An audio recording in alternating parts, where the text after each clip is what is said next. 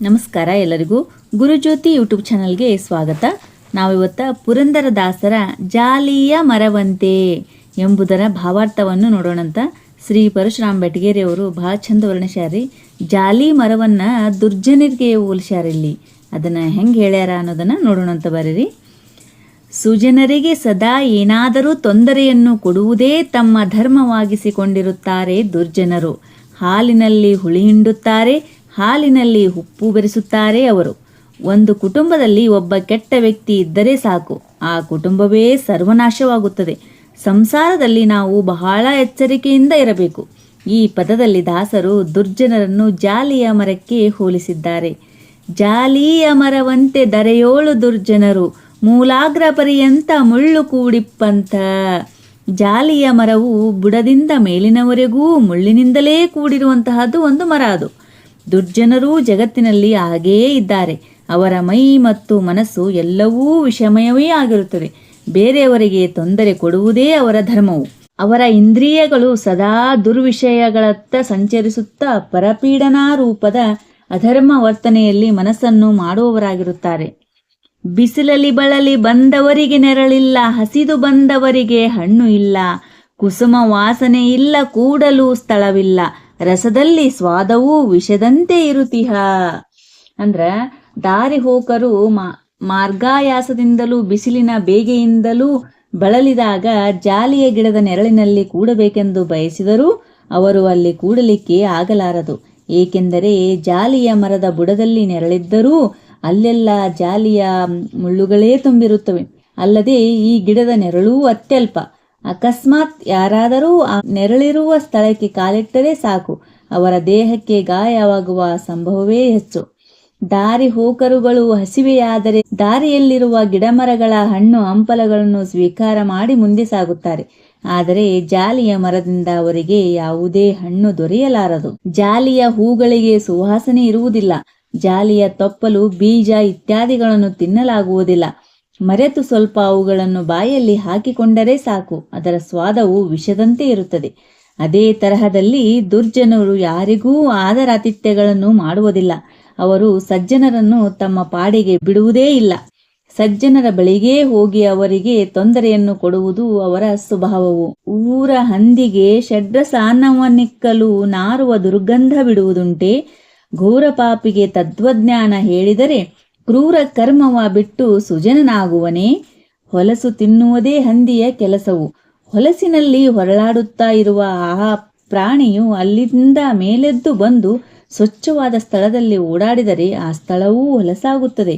ದೇಹವನ್ನು ತೊಳೆಯದೆ ಹೊಲಸು ಹಚ್ಚಿಕೊಂಡು ಸಂಚರಿಸುವ ಆ ಪ್ರಾಣಿಯ ಸಂಪರ್ಕದಿಂದ ಇತರರಿಗೂ ಅನೇಕ ರೋಗಗಳು ಬರುತ್ತವೆ.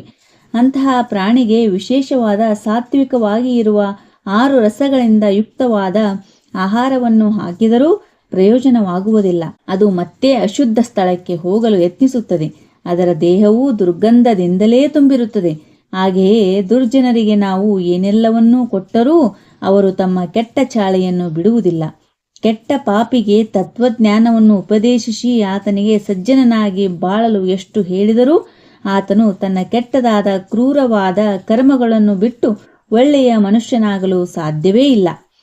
ತಮೋಯೋಗ್ಯನಾದ ಆ ನೀಚನಿಗೆ ಎಷ್ಟು ಒಳ್ಳೆಯ ಸೌಲಭ್ಯಗಳನ್ನು ಕೊಟ್ಟರೂ ಆತನಿಗೆ ಅದರಿಂದ ಒಳ್ಳೆಯ ಪರಿಣಾಮವಾಗುವುದಿಲ್ಲ. ಆತನಿಂದ ಸಮಾಜಕ್ಕೆ ಹಾನಿಯೇ ನಿಶ್ಚಿತವು. ಅದಕ್ಕೆ ಶಾಸ್ತ್ರಗಳು ದುರ್ಜನರಿಗೆ ಉಪದೇಶ ನಿರರ್ಥಕವೆಂದು ಹೇಳಿದೆ. ಕೆಲವೊಮ್ಮೆ ಅದರ ದುರುಪಯೋಗವನ್ನೂ ಪಡೆದುಕೊಂಡು ಕ್ರೂರ ಕರ್ಮವೆಸಗುವ ಸಾಧ್ಯತೆಗಳುಂಟು. ತನ್ನಿಂದ ಉಪಕಾರ ತಟುಕಾದರೂ ಇಲ್ಲ, ಬಿನ್ನಣ ಮಾತಿಗೆ ಕೊನೆ ಇಲ್ಲವು. ಅನ್ನಕ್ಕೆ ಸೇರಿದ ಕುನ್ನಿ ಮಾನವರಂತೆ ಇನ್ನವರ ಕಾರ್ಯವು ಪುರಂದರ ವಿಠಲ. ತಮೋಯೋಗ್ಯರಾದ ದುರ್ಜನರಿಂದ ಸಮಾಜವು ಯಾವುದೇ ಉಪಕಾರವನ್ನು ಹೊಂದಲು ಸಾಧ್ಯವಿಲ್ಲ. ಆ ದುರ್ಜನರು ತಮ್ಮ ಅಂದದ ಮಾತಿನಿಂದ ನಮ್ಮನ್ನು ಮೋಸಗೊಳಿಸುತ್ತಾರಾದ್ದರಿಂದ ನಾವು ಬಹಳ ಎಚ್ಚರದಿಂದಿರಬೇಕು. ಅವರ ಉದ್ದೇಶ ನಾವು ಹಾಳಾದರೂ ಅವರಿಗೆ ತೊಂದರೆ ಇಲ್ಲ, ಆದರೆ ಅವರಿಗೆ ಮಾತ್ರ ನಮ್ಮಿಂದ ಲಾಭವಾಗಬೇಕು.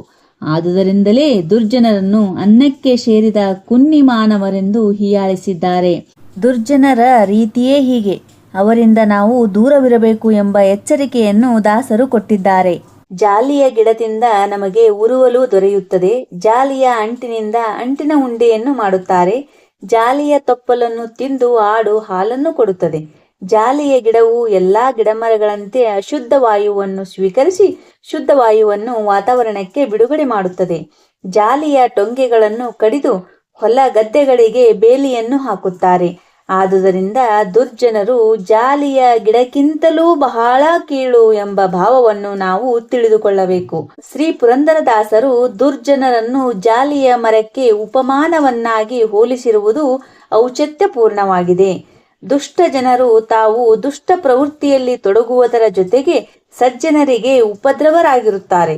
ಕುಟುಂಬಕ್ಕೆ ಸಮಾಜಕ್ಕೆ ಜಾಲಿ ಮರದಂತೆ ಕಂಟಕರಾಗಿರುತ್ತಾರೆ. ಕೂಡೆ ಕುಮತಿಗಳ ಕುಪಿತ ಮನುಜರ ಸಂಘ ಬೇಡ ಎಂದ ಪುರಂದರರು ಇರಬೇಕು ಹರಿದಾಸರ ಸಂಘ ಇರಬೇಕು ಎಂದ ಮಾತುಗಳನ್ನು ಸ್ಮರಿಸಬೇಕು. ಒಂದು ಜಾಲಿಯ ಮರದ ಗುಣಧರ್ಮಗಳನ್ನೇ ಹೊಂದಿರುವ ದುರ್ಜನರ ಸಹವಾಸದಿಂದ ದೂರವಿರಿ ಎಂದು ಉಪದೇಶ ಮಾಡಿದ ದಾಸರ ಹಿತೋಪದೇಶ ಸಾರ್ವಕಾಲಿಕ ಸತ್ಯವಾಗಿದೆ. ಇಷ್ಟೊತ್ತು ಇದನ್ನು ಕೇಳಿದ್ದಕ್ಕಾಗಿ ಎಲ್ಲರಿಗೂ ಧನ್ಯವಾದಗಳು. ದಯವಿಟ್ಟು ನಮ್ಮ ಚಾನೆಲ್ನ ಸಬ್ಸ್ಕ್ರೈಬ್ ಮಾಡಿಕೊಂಡು ಸಪೋರ್ಟ್ ಮಾಡ್ರಿ ಅಂತ ಕೇಳ್ಕೊತೀನಿ.